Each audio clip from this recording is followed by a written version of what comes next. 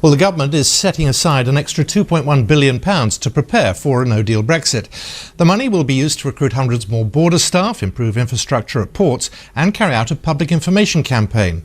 Labour's described the plans as an appalling waste of taxpayers' cash. Helena Wilkinson reports.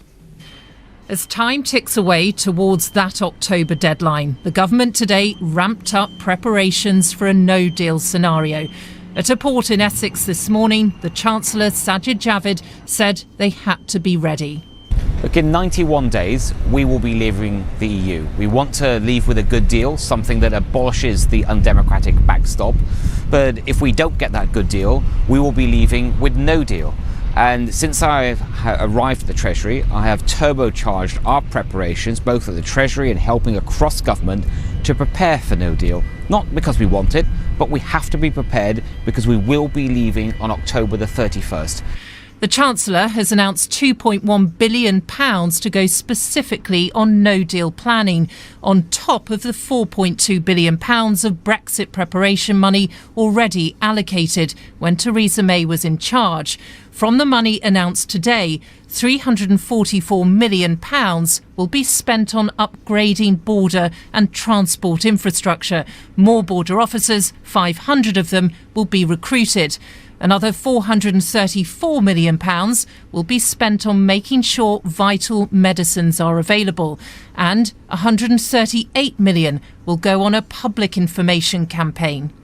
The previous Chancellor had already committed £4 billion to prepare for Brexit, whether that be with a deal or without. What I think the current Chancellor is doing is really buying an insurance policy, which is if we do end up with no deal at the end of October, we will need to have made some preparations. In the end, we might not need that insurance policy, in which case a lot of this will have been unnecessary. But if we do need it, we'll be glad to have spent it. Though how much we can actually achieve in 3 months, I think, has to be open to serious question. The money announced today comes despite Boris Johnson's suggestion that the chances of a no-deal exit from the EU are vanishingly small. The Shadow Chancellor, John McDonnell, says preparing for a no-deal scenario is an appalling waste of taxpayers' money. And the watchdog, which looks into Parliament's spending, says it'll look into whether today's cash announcement is value for money. We've got to call it out for what it is. This is bluster. It's megaphone diplomacy to Brussels, spending taxpayers' money like water to do so. And we will be looking very closely to see what the taxpayer gets from this. It's the British taxpayer that's funding it. And actually, if it's just money, you have to prepare for no deal. But that, if that's still on the table, that's a political choice. So it's irresponsible to prepare for the political choice. But it is a lot of money, and I don't know, and I'm not yet to be convinced that this will actually deliver anything long-term and meaningful for the British taxpayer. With 3 months to go until the deadline, the new Prime Minister and his team are once again sending a clear message to Brussels that they're serious about leaving on October the 31st, with or without a deal. Helena Wilkinson, BBC News, Westminster. Well, Labour have described the government's announcement as an appalling waste of taxpayers' money. Here's the Shadow Treasury Minister, Clive Lewis. I think most people listening to this news will wonder where that £2 billion come from. We've just had 9 years of austerity, swinging cuts to the health service, to mental health, to elderly social care, to children's services, and all of a sudden we've just found £2 billion to prepare for a no-deal Brexit that should never be happening.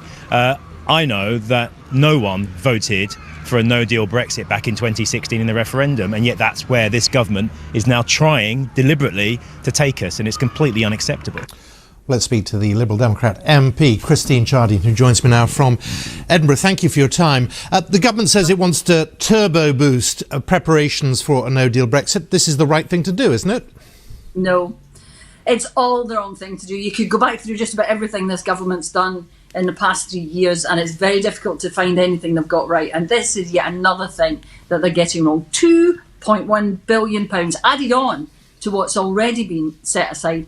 That is money that the NHS and public services in this country need. And instead of this reckless, potentially cataclysmic no-deal Brexit, which Boris seems intent on now, I mean, Brexit's bad enough, but no deal would be even worse.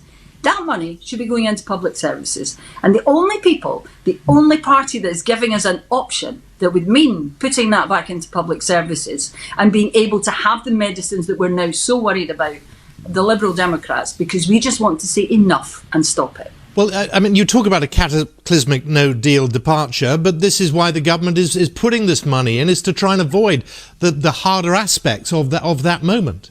This is a drop in the ocean. I mean, the former Chancellor said it would cost something like 90 billion, 90 billion if we leave with no deal. The economy is already smaller. Mark Carney was talking this morning about the fact that there's 40 billion, which would have been in the economy, and isn't there. But we're now getting to the stage where this 2.1 billion, remember, this is so that we can buy essential medicines. This is so that we can have insulin and heart medication for people who are not just going to be inconvenienced by not having their medicines. It threatens their whole life. Now, that's not good enough. For a government to be prepared to do that to the population is just, for me, it's completely unacceptable. They have been accused in the past of dragging their feet. They can't win. Well, like I said at the very beginning, they've got this wrong from day one. This has all been about an internal row within the Conservative Party, which has now got us to the stage where we're talking about spending money on building up stockpiles of essential medicines. In a country where we've always been proud of the fact that medicines, if you need them, if you have a life-threatening condition, are free at the point of delivery. We now have people like my friends. We all have best friends, brothers, sisters, better halves who have life-threatening conditions, who are now seriously concerned that they'll be able to get the medicines that they need because of the actions of this government. That's not good enough. And it's not good enough to say it's only 2.1 billion. The fact that they're having to do it at all shows that they've got it so badly wrong. Of course, if this is a game of poker and the real message is to the EU to say we're serious about this, it's a strong hand.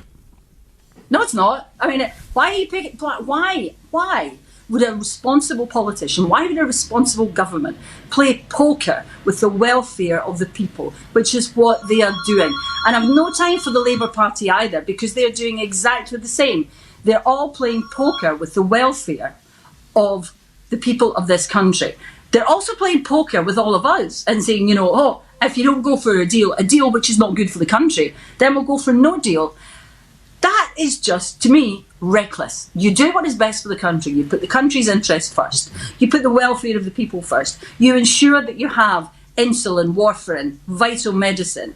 And you ensure that the farmers aren't going to have to face, 40% tariffs on lamb. So that is just something that, this government has got completely wrong. Christine Jardine, I'll let you answer that. It's probably someone telling you you're on the telly, Probably is. Yeah, I know. It usually is. Christine, thank you very much. Christine Jardine there.